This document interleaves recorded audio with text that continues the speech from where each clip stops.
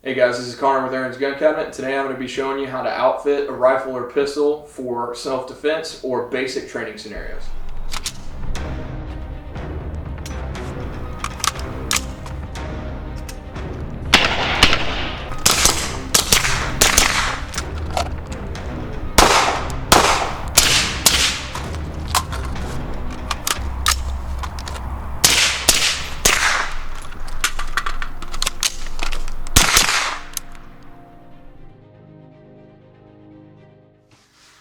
So in this video, we're going to be going over the three main things you need, being a sling, light, and optic. We're going to be going over a budget-friendly option as well as a little bit more expensive, robust type system. Alright guys, so here we have our little more budget-friendly option. This is a Grand Power Strybog SP9A1. This is the Gen 2 model.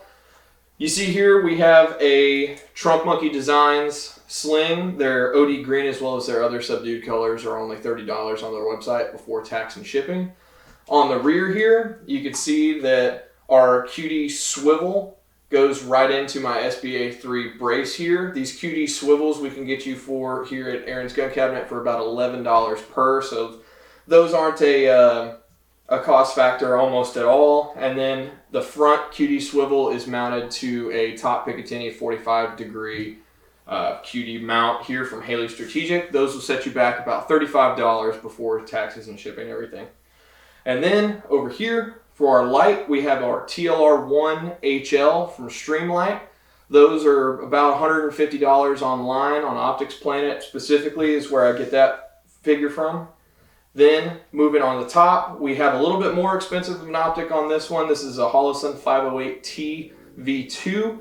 However, if your budget doesn't call for spending, say, $400-ish on an optic, we have the SIG Romeo 5s in stock here at Aaron's Gun Cabinet, and those will run you about $179.99.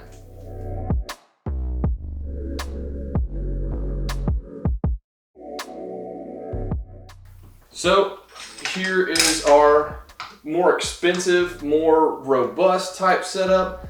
This is an AR pistol, thank you ATF, in 300 brownout. 300 blackout pistol, thank you ATF. So the first thing you'll notice is different about this is the 2-point padded Vickers sling from Blue Force Gear. Those will go for about $55 before tax. The padding makes it better for wearing your gun longer, doing more training, LARPing in your mom's basement, whatever you may have. Coming back over here, we have our Mod Light OKW. This is going to be about $289, so more expensive than our Streamlight options. And then it's secured to the rail by one of my absolute favorites, the Arasaka offset mount there. Those will go from anywhere between $40 and $50 depending on which model you snag online. And here behind our Mod Light, we have our tail cap here, be about $108. Run into our Unity hot button, and that's going to be just a shade under $100. So going to the most obvious difference here is our Aimpoint red dot optic here. This is going to be pretty close in this optic and mount setup. You're gonna touch about $1,000. So on this Aimpoint here, we're running 782, and then our Unity night vision height mount is going to be 186. You're going to spend quite a bit more, but in the quality of the products that you're getting, it's all worth it. Us here at AGC are big proponents of buy once, cry once, and you can receive quality materials that you're going to get a lot of runtime out of.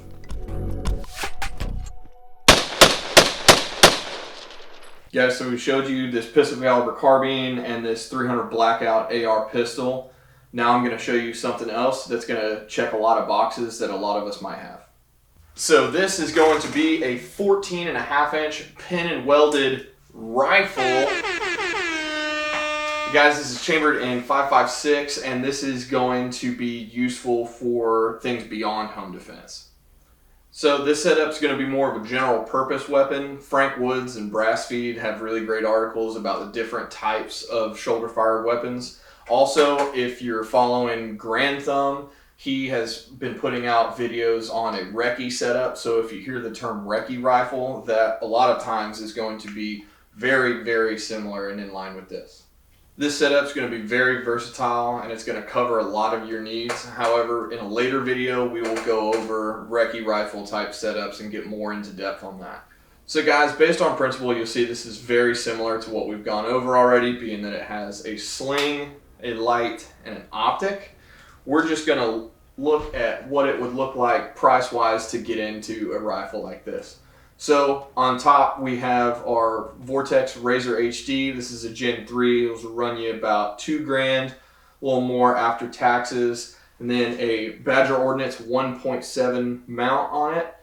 Those will go for a little over $300. Very similar price point on the Surefire Scout up on top. And then with this SR07 mount on it for the momentary and the push to stay on switch is going to be roughly $100 depending on where you find it.